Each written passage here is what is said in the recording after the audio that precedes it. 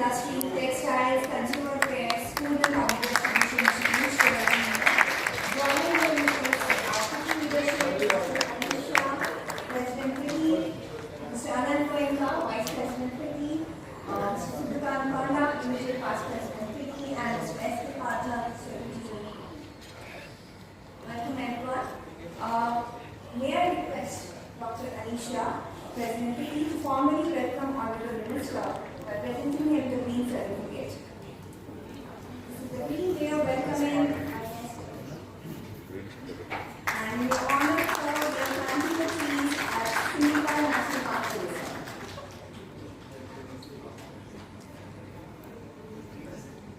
May I now request Dr. Anisha, President Vicky, to kindly deliver his welcome.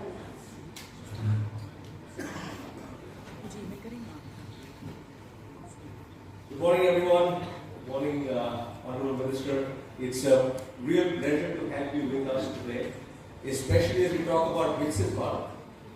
We spoke a little this morning about the goals of Viksit Bharat, but there's one aspect I want to highlight, which is to get to 30 trillion, manufacturing has to go from 18% to 25% of the economy. That means that manufacturing in India has to grow 16 times in the next 23 years. Yes, 16 times in the next 23 years. And to drive that growth, a number of things have to change in terms of how we approach the economy. The Honorable Minister has taken a number of steps to position India in the world as the destination for companies around the world to come in. And for companies in India to be global champions, to manufacture world-class products who have R&D in India and to be able to export to the world. Our stature has gone up multi-fold. And even as we've taken 50 delegations to different parts of the world, we've seen that. Very recently, we've taken a 50 delegation to Saudi Arabia and was the first CEO delegation to NEOM. We had a number of government leaders with us as well. And the Commerce Minister, in fact, helped set that up in a way where we got tremendous reception from various leaders at Saudi Arabia. He had personally called them and ensured that India got the position that it deserved on that stage. And this is just one example, but there are many others that have positioned India very differently today in the eyes of people around the world. And therefore, it is our pleasure to welcome the Honorable Minister and have this session here with him today. Thank you.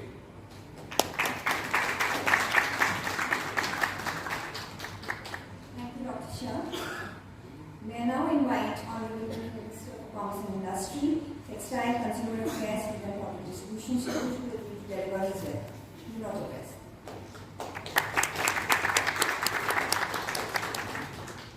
Dr. Anisha, the President of FICCI and Group CEO and MD Mahindra Group, Mr. Anand Goenka, Vice President FICCI and Vice Chairman RPT Group, Mr. Subhatan Panda, former President of FICCI, Mr. Patel, the Director General of FICCI, all the former past presidents of FICCI or distinguished captains of industry, friends of media, ladies and gentlemen.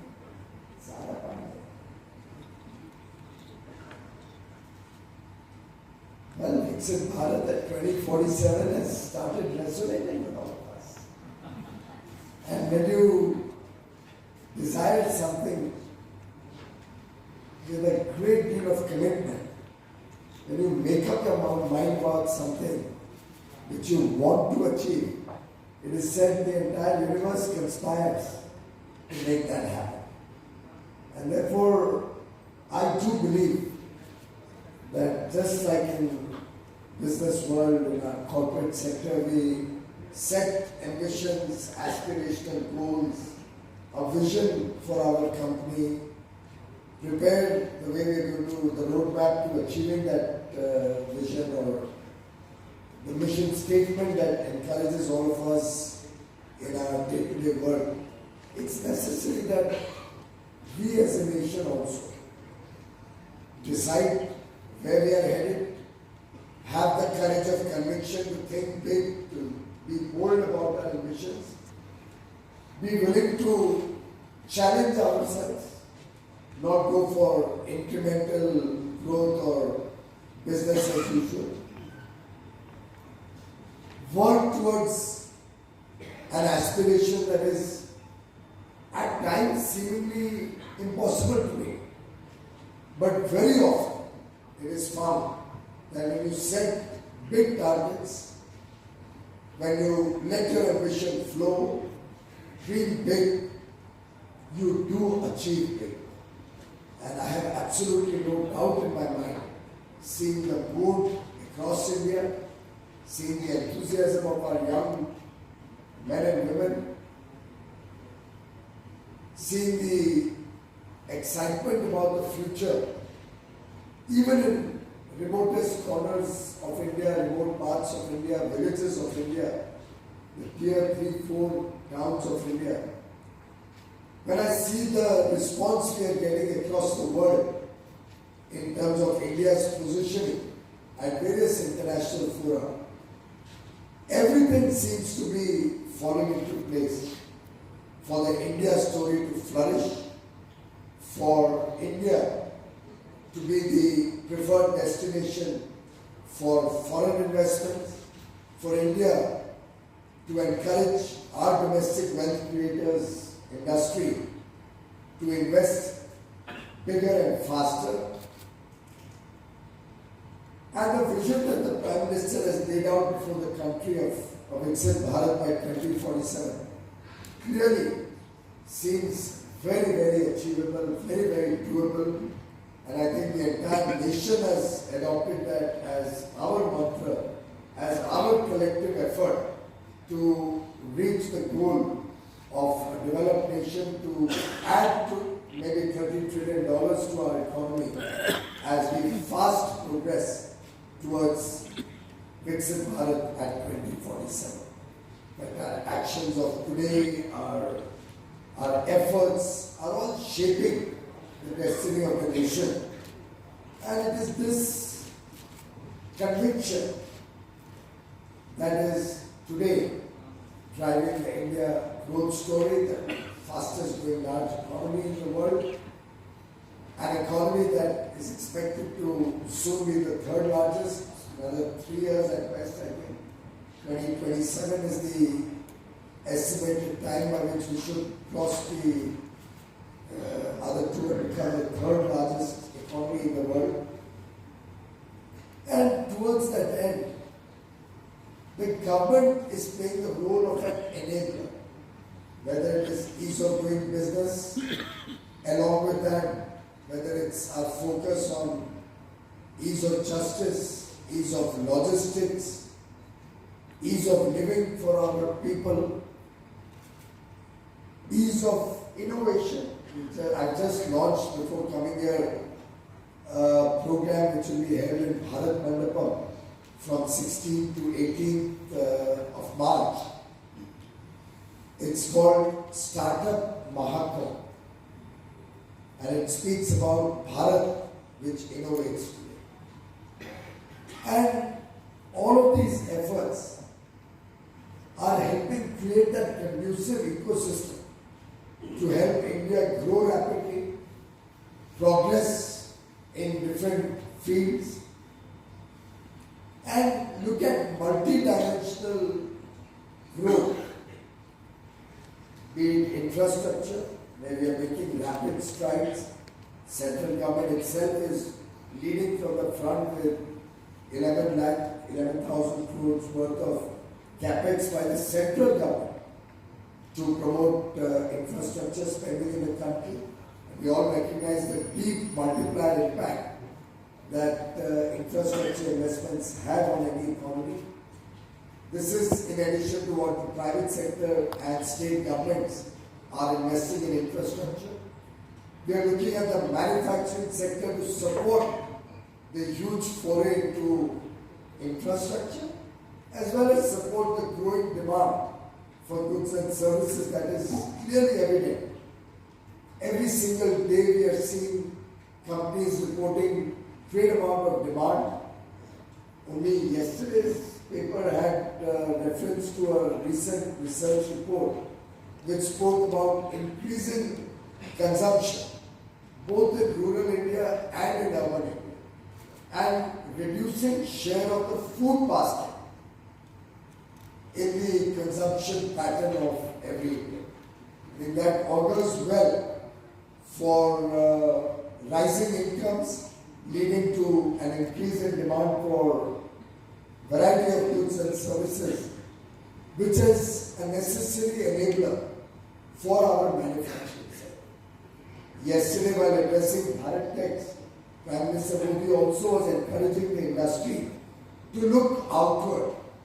Very often we get into the cozy comfort of a large domestic market. Undoubtedly 1.4 billion people is a huge market to serve. We have enough and more demand for almost everything that we produce in India. And therefore, a renewed focus on export is required in the country, and that can actually help us both in terms of our competitiveness with larger economies of scale. It can help us improve our quality of whatever we are producing, whatever we are offering to the rest of the world. And of course, it will have a huge impact on India's macroeconomy, which already today sports double the foreign exchange reserves which we had inherited in 2014.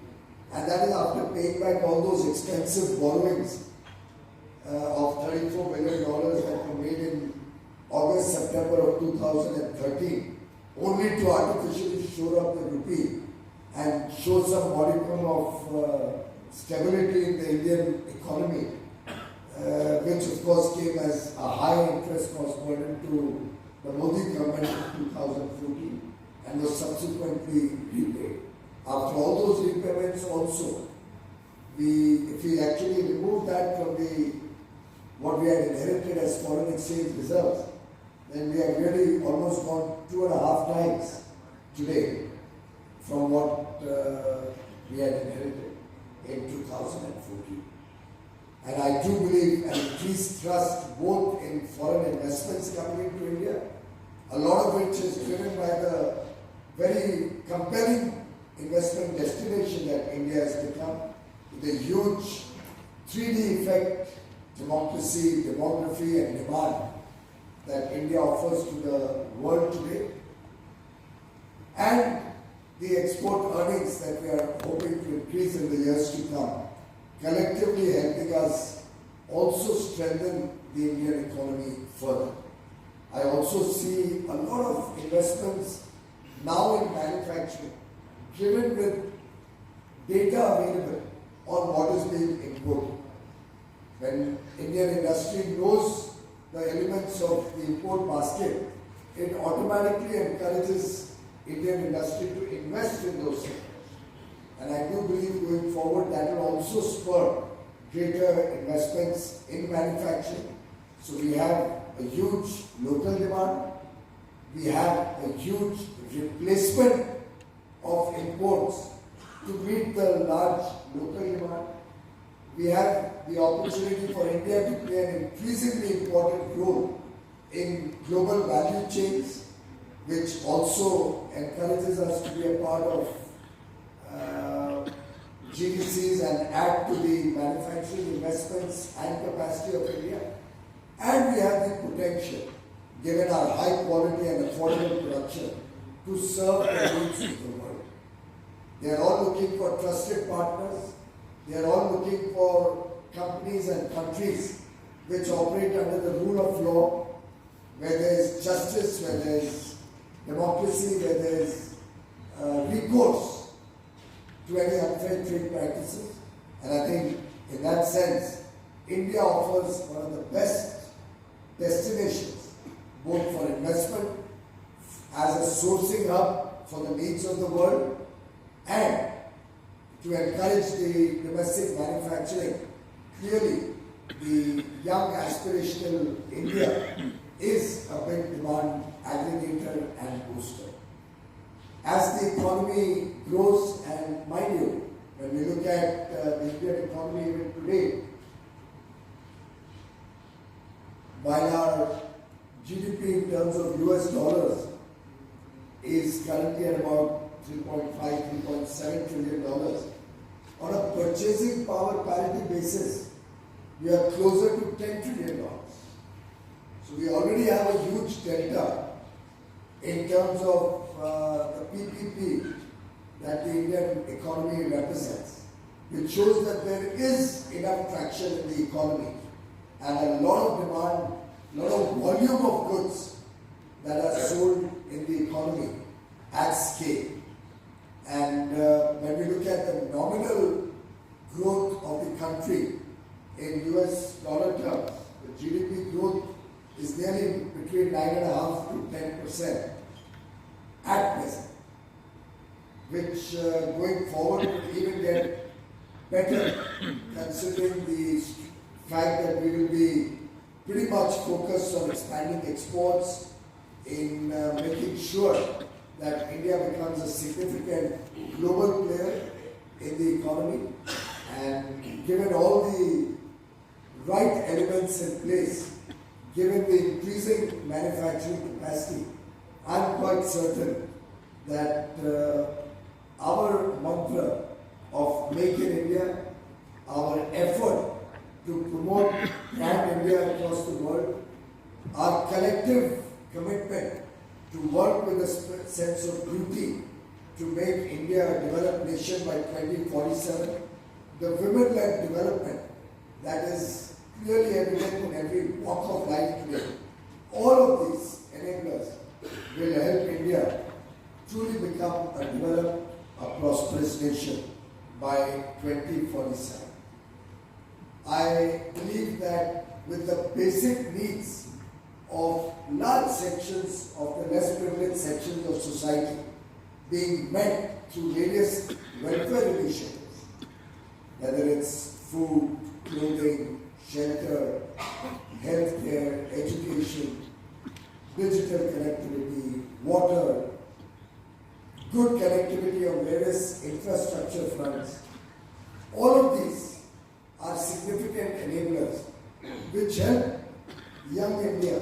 Our average age is less than 30 years, it's 28.4 years. Expected to continue to be a young population for the next 30 years. This young India, with 2/3 of the people in the working age, clearly is aspiring for the good things of life. They are connected on the net, 900 million plus users on the net, watching what is happening across the world, aspiring for all the good things of life, is going to be a huge demand creator, demand generator. It's going to inspire our youth to work harder, to contribute to the India growth story in a bigger way. And with the triple track of strong macroeconomic fundamentals, huge thrust on infrastructure creation and welfare, moving people out of multidimensional poverty. Nearly 250 million people have already, in the last 10 years, come out of poverty. And with the increasing disposable incomes that our families have today, undoubtedly, we can see India being at the forefront of global growth, and that cannot happen but for the various initiatives that have been taken to support manufacturing in the country. We are manufacturing for the renewable energy sector in a big way. We are going big on the automobile sector. We'll be a large producer, even probably doubling our capacity in things like steel, cement, all the various building construction materials. I can see before my eyes as more and more women come into the workforce, a greater demand for fast-moving consumer goods or electronic products. More and more youth are getting connected with electronic devices, giving a leg up to manufacturing of electronic goods in the country.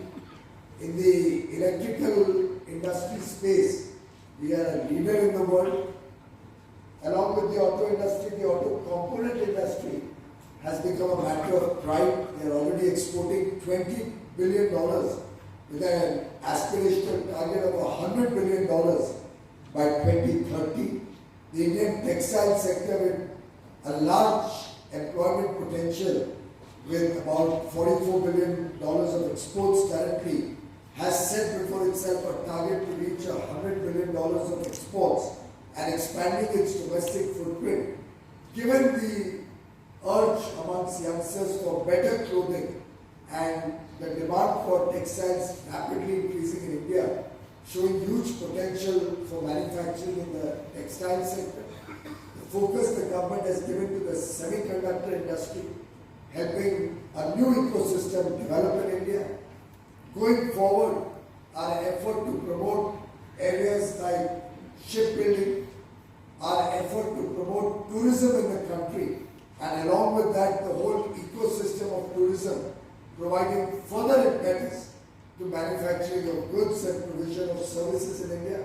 It's a pretty holistic and comprehensive vision with which Prime Minister Modi has brought to fore his ambition and his plan and the collective vision of 140 crore Indians to make India a Viksit Bharat by 2047. Friends, we can all contribute to this vision. I urge each one of you to be a Viksit Bharat ambassador, be vocal for local, support each other, and be willing to engage with domestic industry as a part of your entire value chain. Prime Minister has given the call for Made in India, which will also give a lot of jobs and impetus to the service sector and tourism in the country. Of course, travel in India is picking up steam with more and more people wanting to explore the exotic locations that India offers. We have a number of corporates who have made it a mission to gift domestically produced made in India products. Very often corporates have now turned to gifting one district, one product, goods which are very often handlooms, handicrafts, specialities identified in each district across the country, so that ODOP products or our artisans, our weavers, they get a larger opportunity for sale of their goods. And I do hope all the corporates will make it a mission to give Indian products and if possible ODOP products, giving a leg up to the handloom and handicraft and khadi and cottage industry sector. I would urge all of you to also remain connected with real India, with the India at the grassroots. In a way, I recall the Prime Minister once telling all the officials, senior officials in government, that they should go back to their first posting. And he sent all the secretaries, additional secretaries, back to the first posting they had 25, 30 years ago and see what has happened over there. See the development that is happening. Similarly, I would urge captains of industry to see if you and your senior team, management team, your senior officials, your supervisors, managers, could all be encouraged to go back to their roots, go back to the village or small town from where you originally came, see the situation. It may give you some good ideas of how you can contribute to a better future for the people who are still left there. Maybe just like your family boarded a train or got a chance to come to one of the big cities, get good education and make a good life for you and your families and your children. Let's look back at those who are not yet out of their villages or out of their small towns and see how we can play a role to further improve their lives. What are the goods and services that they need? I made a call to action to the chartered accountants in a program in Gandhinagar. Very immensely happy to read yesterday that they have actually actionated that each chartered accountant will teach one chartered accountant, will encourage and support one student, and I suggested you do that from your original village. Become a bright young boy or girl from your village, where you come from. Mentor him, give him scholarship, support him through his education process. If required, get him to your office to train with you. And if each chartered accountant, we have about 400,000 of us in the country, if each chartered accountant was to adopt one child from one of the villages across the country, and we could cover 300 or 400,000 villages, and have a chartered accountant come out of each of those villages, can you imagine what an impact that would have? And how that would encourage the rest of the children in that village or small town to do better and bigger in life. Maybe each one of us can pick up one such small project. And as they say, I don't know how many of you have read the Ramayana, but it was the squirrels, Gileri, who played the important role of building the Ram Setu, which helped Lord Ram reach Lanka and bring back his better half, bring back Mata Sita. So truly, each one of us has a role to play. I may be diverting from your manufacturing as a subject, but I do want to urge each one of you and take this message to your colleagues, in your family, in your workplace, in your neighborhood, amongst your friends. Can each one of us contribute in some way to help those who have been left behind come up in life, be greater and bigger contributors to the India growth story? Keep the nation first in every activity you do. Make sure you be the change agent. You make the difference that you want to see in the other. Because change begins from us. And when each one of us decides or makes it a mission that we will focus on the India story, we will be Indian, we will buy Indian, we will support local industry, we will support local entrepreneurs, we will support the India startup ecosystem, we will buy goods made by our artists and weavers. All of this collectively will give us spurt, and then that 16x growth that Anish ji just spoke about in manufacturing. The fact that as we become a $35 trillion economy by 2047, manufacturing will have a big chunk of that economy. Manufacturing will support, as you said, 25% of that GDP. I think that would be a reality that is eminently doable. The challenge is before each one of us to adopt. The challenge is for all of us to accept. And I have no doubt in my mind that every Indian is ready and willing to take up this challenge. Every Indian is going to contribute to make India truly a great country once again. Thank you very much.